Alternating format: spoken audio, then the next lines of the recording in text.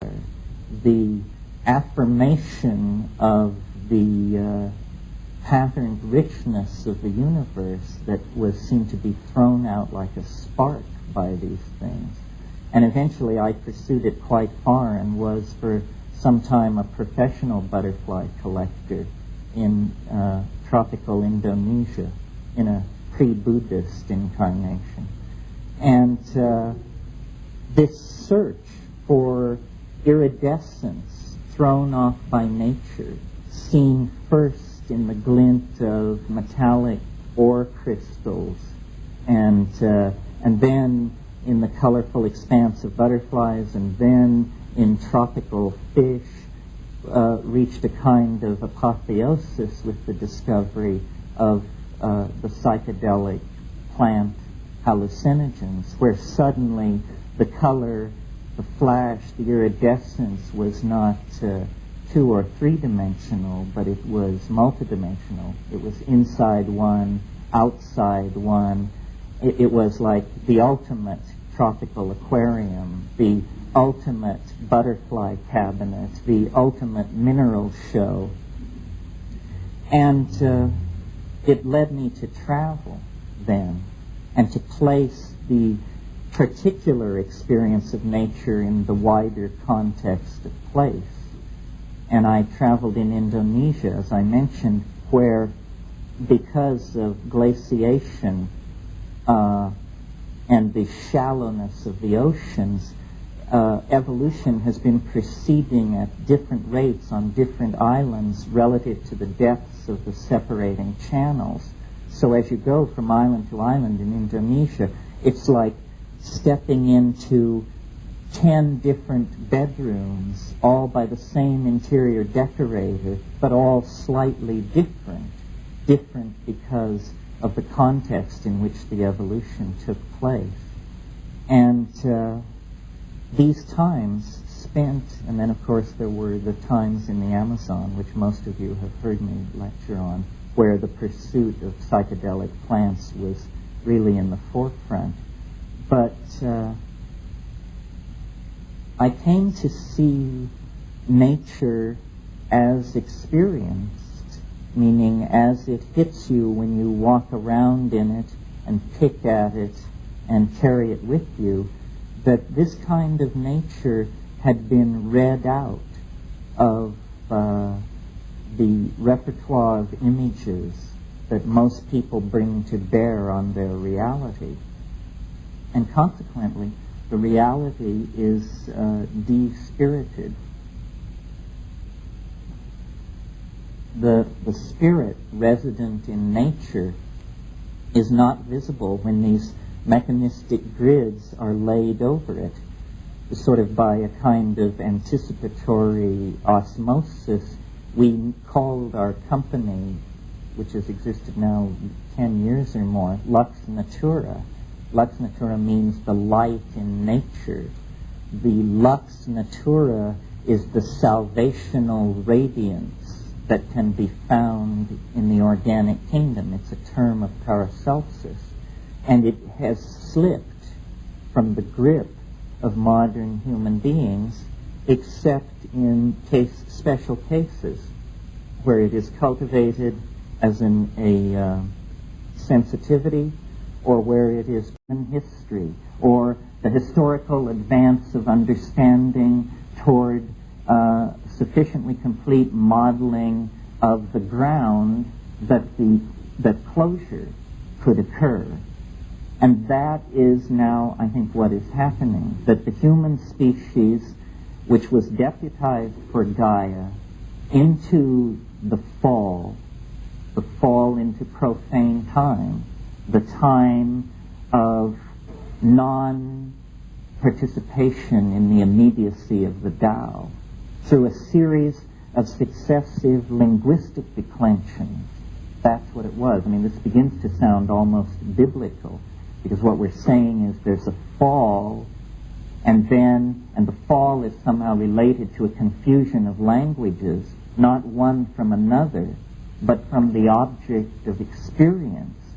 And as the language became less and less natural, the world of the species using this language became less and less natural, because the evolution of symbols became moved toward the abstract, became the realization of ideals.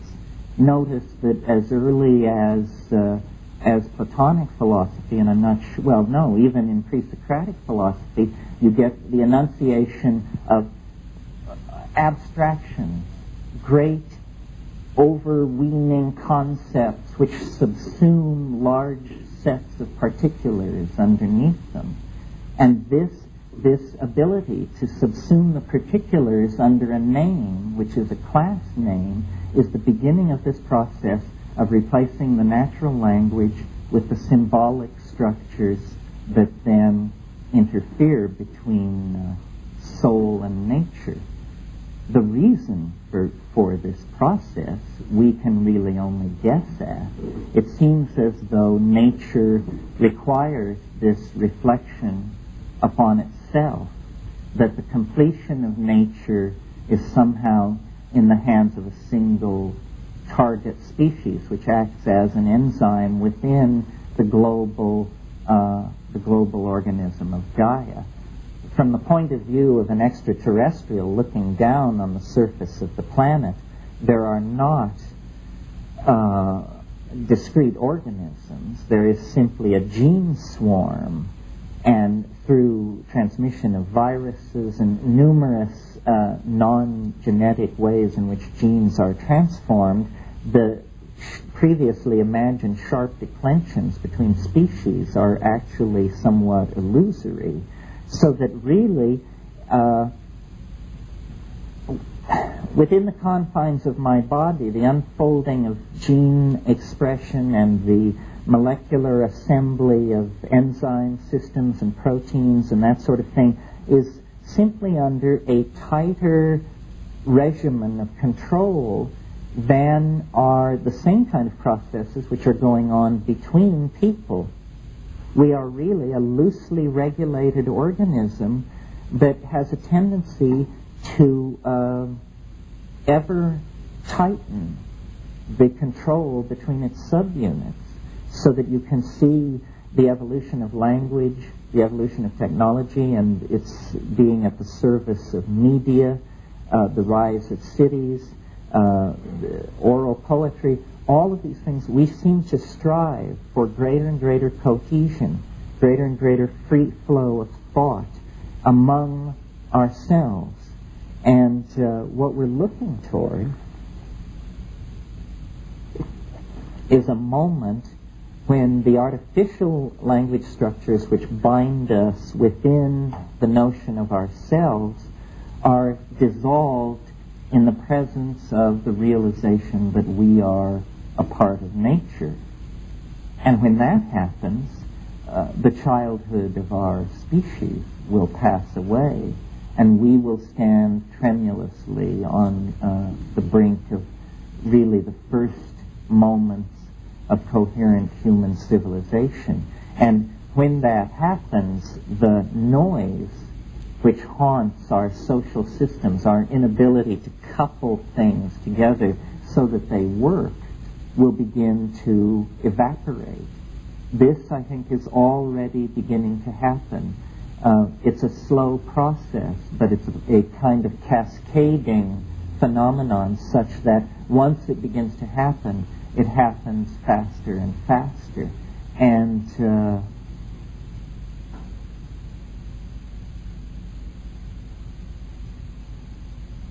the mirroring of psyche that was always the glamour, if you will, which stood behind nature, is correctly perceived with greater and greater clarity as this process proceeds. And this correct perceiving of nature's relationship to self and language is the essence of all of these cultural vectors that are converging. Feminism, the exploration of space, the perfection of the thinking machine, or of the human-machine interface, the mysterium tremendum at the core of the psychedelic experience. All of these things are, I think, going to be seen as anticipations of this post-historical state, which lies beyond the working out of the themes that have been set in motion by materialistic science. In other words, the forces that are being set in motion and sustained by so-called new thought, new age thinking. This is why